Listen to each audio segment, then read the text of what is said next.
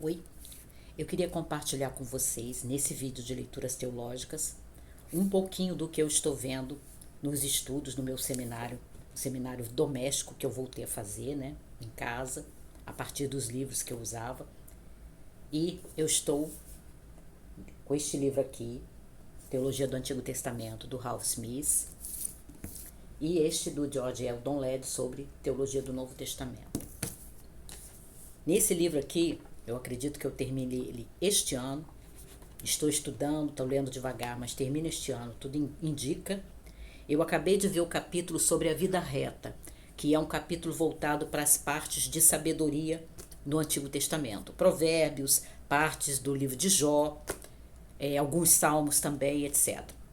E aí uma das coisas interessantes que tem aqui, que o Ralph Smith coloca, é que a gente às vezes sente dificuldade quando vai para o texto bíblico e começa a pensar em ética no Antigo Testamento, porque as palavras que a gente usa hoje não são encontradas nos textos do Antigo Testamento. Você não vai encontrar determinadas palavras que nós usamos hoje. A própria palavra ética não está aqui. Você vai encontrar nos gregos, mas não no texto bíblico. E aí a gente tem que fazer certas aproximações e estudar quais são as palavras que são usadas com esse sentido que a gente tem, né, de ética e de moral que a gente vê hoje.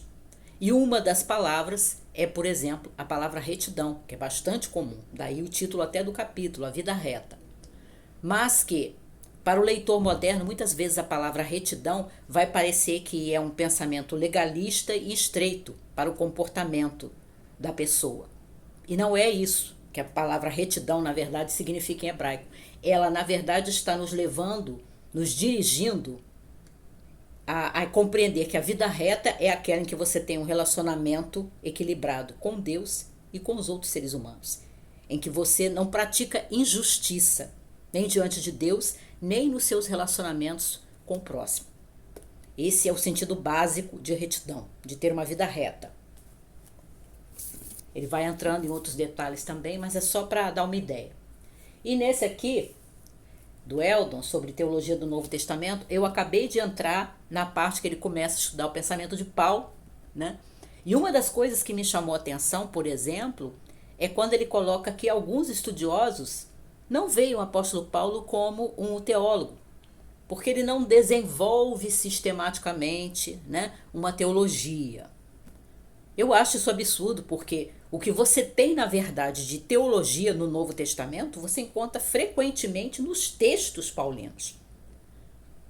Então, a gente pensar que um pensador cristão não é teólogo porque ele não escreveu uma teologia sistemática, que o Paulo estava preocupado em escrever cartas, que é o que a gente tem dele aqui, de sua autoria, respondendo dúvidas, problemas daquele momento que as igrejas estavam enfrentando, as igrejas que ele havia começado, que ele havia plantado, né? E depois ele ficava de vez em quando visitando e trocando correspondência com essas igrejas, Éfeso, Colossos e outras. E eu discordo dessa ideia de que ele não seria um teólogo por isso. Até porque, se a gente pensar assim, você vai dizer que Lutero também não é um teólogo. Embora você encontre teologia perfeitamente nos textos do Lutero, mas ele nunca escreveu uma teologia sistemática. Enfim, eu achei a ideia meio absurda e o próprio Ladd não concorda, né? Porque ele vai apresentar aqui qual é a questão. Você tem muitas vezes uma teologia profundamente prática nas cartas de Paulo, ele está tirando dúvidas, né? Dando orientação a perguntas que fazem, a dúvidas que cristãos têm nessas igrejas que ele havia plantado.